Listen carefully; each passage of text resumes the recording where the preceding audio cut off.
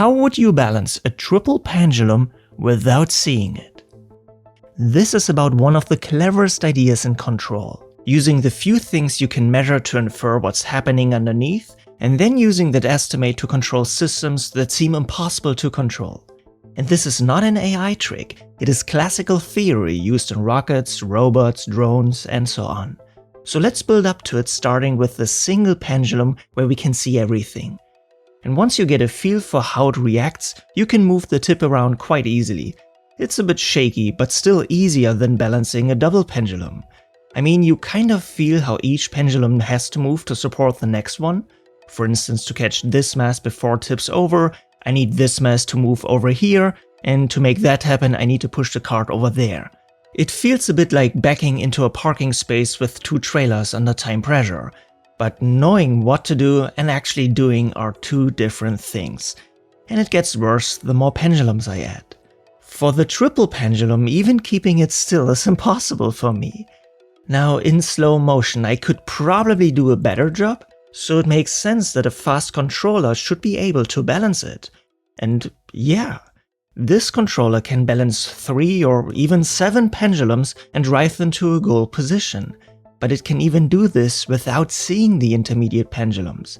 It only receives the exposition of the cart and of the top mass, and yet it can still balance the system and move it toward different goals. And just look at this problem. I was already bad at balancing the double pendulum, but here I have no useful feedback at all. And it gets wilder because we can remove the top mass measurement as well. This controller only sees the cart and yet it can balance. It feels unreal because it seems to require information you do not have.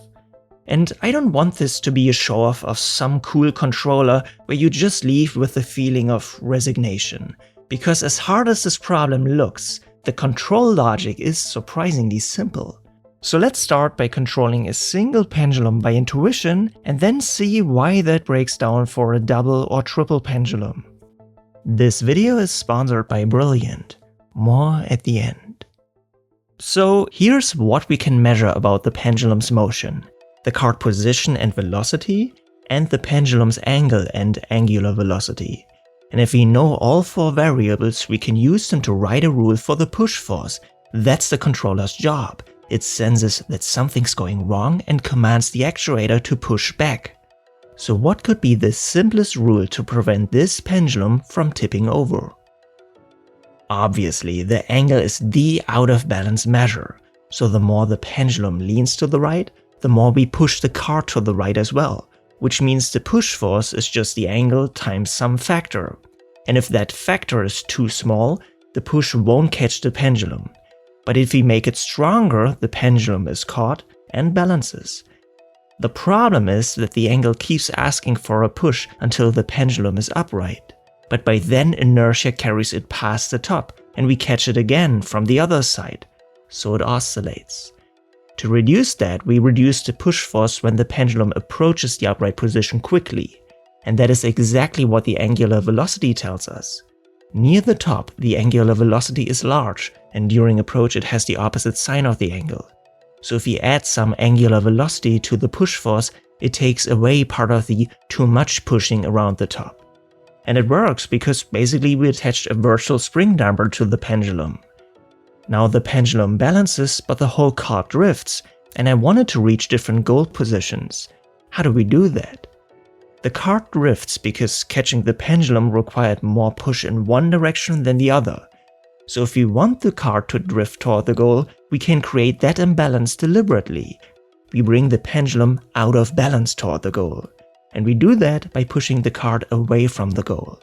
Then the pendulum tips toward the goal, and as we catch and balance it again, we are left with the drift we wanted.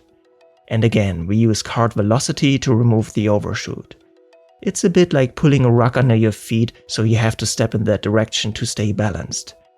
So the idea was to first tune the factors that balance the pendulum, and then add the factors that take care of the cart position. And that separation works because once the pendulum is balanced, it doesn't matter quite as much how quickly we take care of the cart. But with a double pendulum, the controller has to balance 2 pendulums at the same time, and the top one is only influenced indirectly through the lower one. We measure 2 more variables for the new pendulum, but a push that helps the top pendulum may hurt the lower one. It is still only about those 6 feedback factors, but choosing them by trial and error feels like playing the lottery. So we need a more structured way to think about motion. The 6 variables are convenient for describing the system, but they are not always the best language for understanding it. A better language is modes. And you have seen modes before in vibrating strings as their natural way of moving. Instead of describing the motion of every point on the string individually, we can describe the whole motion as a unique mixture of patterns from a natural catalog.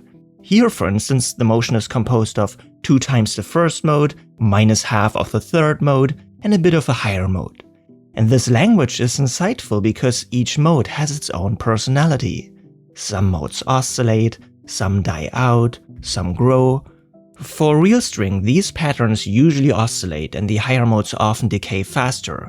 But more generally, when a system moves, decaying modes disappear over time while growing modes take over. And that is the problem with the inverted pendulum. Around the upright position, every possible small motion can be built from a combination of these 6 modes. And some of these modes are unstable, so tiny deviations grow. Without feedback, those modes, those fundamental motion patterns, are simply part of the system's natural behavior. We can observe them, but we do not get to choose them. So how is the mode language useful for calculating the 6 feedback factors? Well, once we connect the controller, the old system and the feedback law together become a new system. And that new system has new modes. There are still 6 modes in total, but some come in pairs that move together, so visually we end up with 4 distinct motion patterns. And because the feedback factors are now part of the system, they show up in the modes and in how fast those modes grow or decay. And now we can go backward. Instead of accepting the modes the pendulum naturally has, we decide what kind of modes we want. And because we want the pendulum to balance, to return upright, we want all modes to decay. And the math of modes tells us how to tune the 6 factors so that this happens. That is how we end up with these final modes. And you can see this as 2 different worlds. In the physical variable world, we choose the feedback factors directly without immediately seeing what kind of motion they create. In the mode world, we choose the behavior directly so that all modes decay, which is much closer to what we actually care about. So it is helpful to think of control as changing the system's natural behavior. The uncontrolled pendulum naturally falls away. The controlled pendulum naturally returns upright, at least around the upright position for which we calculated the modes. We made a new system. Now, in principle, the card can influence a longer and longer chain because every link is connected, but the farther up the chain you go, the more delayed and less direct that influence becomes. So each added pendulum makes balancing more sensitive. And while all of this pendulum's modes are theoretically controllable, the card does not influence all of them equally strongly.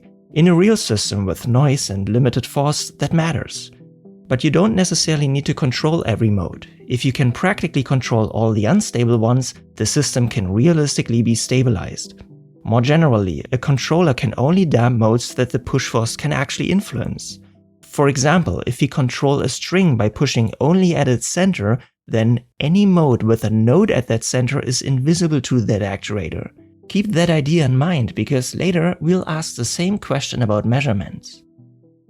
Okay, so we have seen that if we can measure the full state of the pendulum, then we can find the feedback factors that turn those measurements into the right push force. And we found those factors by describing motion as a combination of modes and then defining the important modes to decay, which implied the factors. Now that's all good if we can see the full pendulum, but what if we cannot? Well, we have to guess it, but let's start with an easier version where we at least see the card and the top mass of this double pendulum. At a single instant, this already tells us something. Given the known link length, the hidden joint can only be in one of 2 places, and a moment later, it can again only be in one of 2 places, which over time traces 2 possible hidden trajectories. So which one is more believable? Well, this one already looks odd, but we can also check the total energy of each possibility by adding the kinetic energy of the card and the masses plus their potential energy. And since there's no active push and the joints have friction, we would expect the total energy to decrease over time. So the other one is probably the motion the real system took. But energy is only one clue. Consider this upswing situation where we initially know that the middle mass is moving in from the left. After the pendulum is fully stretched, the geometry becomes ambiguous again, but dynamically the two options are not equally likely. The mass has inertia and tends to keep moving according to the dynamics of the pendulum, so we should use a model of how constrained masses move. Luckily, we already have one. Starting from a known initial state, we run a copy of the pendulum inside the controller, and whenever we push the real card, we apply the same push to the copy, and that copy predicts what the hidden middle mass is doing. Of course, here both systems are simulations, but the idea would be the same if the left one were a real noisy experiment. Here I just added some random gusts to the real one that the controller cannot see. So the prediction is useful, but only for a while, because the two systems drift apart. Now, to make this useful, we need to keep the deviation between what we can measure on the real system and the equivalent quantities in the internal model close to zero. So the model's card position should stay close to the real card position, and the model's top position should stay close to the real top position. But since we only want to balance near the upright position, we can focus on the top mass's x position. So now we have measurable deviations, and this should feel familiar. When we balanced the pendulum earlier, we also had variables we wanted to keep close to zero, the card position deviation, the velocity, and so on. And then we fed those deviations back through carefully chosen factors, producing a push force that made the deviation shrink. So we can view the current problem in the same way. And first I'll show you how it's done and then why it works. And also, if you want to play with the simulations yourself, the code is free on my Patreon feed. So we feed the measured deviations back into the internal model so that the model is pulled toward the real system. But importantly, because this is only a model inside the controller, we are not limited to a physical card force. We can inject correction terms directly into the model state wherever it helps. Finding these factors looks more complicated, but structurally it's the same kind of problem. What feedback factors make the deviations decay? And again, the mode language gives us a way to choose them. So the controller is really two controllers. One pulls the internal model toward the real measurements, that is the observer, and the other uses the predicted full state from the internal model to choose the real push force, that is the state controller. And with both parts combined, we can, for instance, balance this triple pendulum. But we still haven't really answered why the observer works, because right now we only measure deviations at a few visible points, and those deviations tell the observer that the internal model needs correction. But we never directly enforce that the hidden masses match, because we cannot measure them. And yet if we peek inside, those hidden deviations cluster around zero as well. So it works. But why? Let's isolate the question. We let the state controller see the full real state again, so it can balance the pendulum directly, here quite aggressively, and in parallel we run the observer, which only gets to see the card and the top mass, but whose output we do not use for control. So we can simply ask, how well does the observer reconstruct the hidden motion while the pendulum is being balanced? In the fully stretched case, matching the card and the tip almost forces the middle masses to match as well. But in general, the reason is in the dynamics. Before we added any corrections, when the hidden state was only slightly wrong, the model still predicted a plausible motion for a moment, because it contained the same physics. But if the hidden state is wrong in a way that matters, then sooner or later it predicts the wrong visible future. And that visible error is exactly what the observer feeds back into the internal model. So when we start with the wrongly initialized internal model, hidden errors that reveal themselves in the measurements get corrected away over time. Repeated correction of the visible part forces the hidden part to fall into place as well. Eventually, the only internal motion that can keep matching the measurements over time is the true motion, or at least something very close to it. That is the core idea. The visible motion, together with the model physics, can contain enough information to reconstruct what is hidden. But not always. Sometimes the observer cannot keep up, and if we then use those wrong estimated states for control, the balancing fails. But even then it still feels odd that the controller does not need to see the top mass. This one here only measures the card position, so the pendulum is not directly visible to it. Why should this work? Remember the modes of a string? For control, modes that move at the point where we push can be influenced, and modes with a node at that point are invisible to that push. And the same idea applies to observing modes. Every mode that creates motion at the measurement point leaves a trace in the measurement, so we can infer its amplitude and direction. It is observable. And only modes with no trace at the measurement point are hidden. So if we inspect the modes of the double pendulum again, we can see that all of them leave some signature in the card motion, each with its own personality. And this means hidden errors, which are just a combination of mode errors, eventually reveal themselves in the card measurement alone. It's all there. Of course, in practice this gets harder the longer the chain becomes, but again, we do not necessarily have to observe every mode. If we can observe all unstable modes, the system is called detectable, and that is enough to recover the information we need for stabilization. So in the end, it's all about where you push and where you look that determines controllability and observability. And if you build something like this in real life, measurements are noisy, so you do not want to blindly trust a sensor. You want an estimate of the true state underneath the noise, and that is often done with an observer. You run a model in parallel, compare its predicted measurements with the real noisy measurements, and feed the difference back into the model. And if the correction factors are chosen with noise and uncertainty in mind, this becomes a Kalman filter which shows up everywhere, from robotics to navigation. Structurally, it's very close to the Lüneberger observer we used in this video. The difference is how the correction factors are chosen.